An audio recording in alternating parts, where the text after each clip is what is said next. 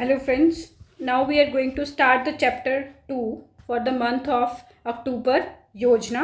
The theme is infrastructure and the chapter is Chandrayaan 3, India's successful lunar mission. Chandrayaan 3 की बात करें तो ये हमारा फर्स्ट लूनर मिशन है. आदित्य L1 हमारा सोलर मिशन था, बट जो चंद्रयान है is a first successful landing on the moon. उसके बाद हमारी बात आती है ये 14 जुलाई 2023 को स्टार्ट हुआ था ये मिशन, और जो ये लैंड किया है ऑन द साउथ पोल वो 23 अगस्त में लैंड किया है. और इसको लॉन्च किया है इसरो ने, Indian space research organisation, using automatic landing sequence. ALS इसका सिस्टम है और इसके लैंडर का नाम है Vikram. So India has now become the first country जिसने सॉफ्ट लैंडिंग कर दी है near the south pole of the moon. It is very important to remember that India is the first country to land near the South Pole, because landing near the South Pole of the moon is very difficult and no country has reached to that point so far. And the launching vehicle was LVM-3M4. Again, it is from ISRO and it is from Satish Dhawan Space Center, Sriharikota. It is also called the spaceport of India because most of the satellites are launched from there, Indian satellites. So consist of two parts. First was propulsion and the second was land rover module. इसके दो parts थे जिनको अलग अलग companies ने, जो government की PSUs हैं, उन्होंने बनाया था. फर्स्ट पार्ट इसका propulsion था और सेकंड में इसका लैंड रोवर मॉड्यूल था, वो उतरना था. तो इसका एम है to carry out various in situ scientific experiments about the moon's atmosphere, soil and minerals. इससे हमें मतलब इसका ये है कि जो भी मून का एटमॉस्फेयर है, वहाँ की साउथ पोल की जो सॉइल है, वहाँ के जो मिनरल्स हैं, उसके बारे में साइंटिफिक एक्सपेरिमेंट्स करना और स्टडी करना और रीडिंग्स को नीचे अर्थ पे भेजना. अब इसके लिए जो ये किया गया है, हमारे लिए ये इम्पॉर्टेंट हो जाता है टू नो कि इंडिया के लिए इसकी क्या इम्पोर्टेंस है. देखिए, हमारे साइंटिस्ट बहुत इम्पॉर्टेंट और बहुत हार्ड वर्क करते हैं, जिसके कारण we have made technologically very advance and our country is developing at very fast. हमारे economy is developing at very fast rate. This is all because of the scientific and technological researches and the advances we have made. और ISRO, Indian space research organisation, और उनके missions ने have played a very important, very vital role in this.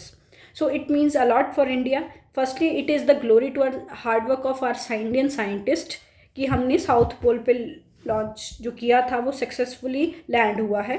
Secondly, हमारा brand है make in India, वो moon तक पहुंच गया है, ये बड़ी ऑनर की बात है. And thirdly, it is an empowerment to build more projects like Mars orbit, Astrosat. India जितने भी एस्ट्रोनॉमी, स्पेस एस्ट्रोनॉमी ऑब्जर्वेटरी या नए मिशंस जो वो लॉन्च करना चाहता है, it is a boost for their confidence. End of course India ने अपना नेविगेशन सिस्टम भी लॉन्च कर लिया है, नेविक उसका नाम है. इसको IRNSS भी बोलते हैं. ये इंडिया का नेविगेशन सैटेलाइट सिस्टम है, जिस तरह अमेरिका का है GPS global positioning system, then Japan का भी है, चाइना का भी है. इस तरह इंडिया ने भी अपना नेविगेशन सिस्टम जो है वो लॉन्च कर लिया है, इसका नाम है नेविक. ऑफ कोर्स ये बहुत बड़ा बूस्ट है हमारी इंडियन स्पेस टेक्नोलॉजी के लिए. अगर आप देखें, for a developing nation it is a very big boom. Opportunities हैं हमारे हार्ड वर्किंग साइंटिस्ट के लिए कि वो इंटरनेशनली खुद को रिप्रेजेंट कर सकें और हमारी टेक्नोलॉजी जो है वो इंटरनेशनली उसका ग्लोबलाइजेशन हो, so that people can know, world can know that India is doing very great in every field. Next is contribution of ISRO. It has connected our space application and technology to every subject in good governance. अगर हम good governance की बात करें तो उसमें कुछ goals होते हैं. फॉर एग्जांपल, हमें अपने टेक्नोलॉजिकल एडवांसमेंट करनी है, हमें हाइजीन प्रूफ अपने विलेजेस का अर्बनाइजेशन को सबको बहुत अच्छे से रखना है, क्लीन रखना है, उनको एडवांस करना है, उनको नॉलेज देनी है, अवेयरनेस देनी है.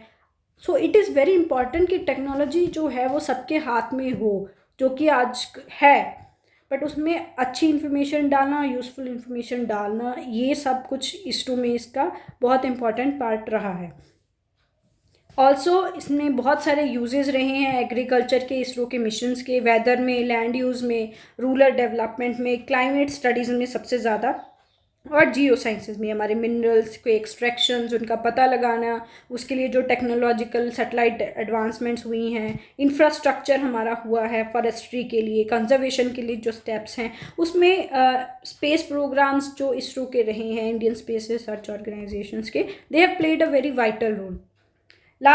Next is Indian space sector participation. Private जो हमारा पार्टिसिपेशन है उसको काउंट करता है, उसको ऑथराइज और उसको प्रमोट करता है in space, Indian national space promotion and authorisation centre.